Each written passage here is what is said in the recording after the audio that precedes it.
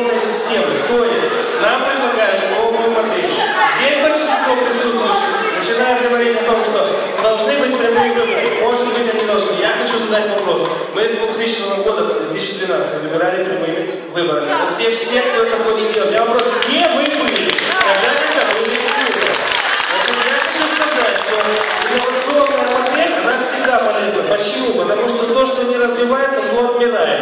Мы видим Сирию, Ливию, там, Украину даже, Крым и так далее. Вот если мы будем так же застраиваться, мы тоже так же кончим. Поэтому что я предлагаю? Во-первых, надо принять новый продукт, хотя бы для того, чтобы посмотреть и убедиться, насколько это эффективно. Может быть, это неэффективно, но это только покажет время. Но надо пробовать. Точно так же я хочу высказаться по результатам. У нас большой округ, разные территории, соответственно, разные депутаты работают на разных округах.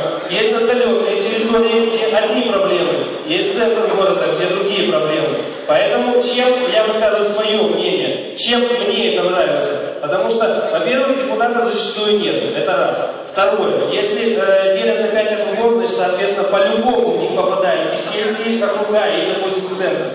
То есть, что мы можем получить? Мы можем получить на своей территории 5 депутатов. Если мы до одного не можем достучаться, есть еще 4. Но игнорировать 5 депутатами наше мнение, наверное, будет сложнее.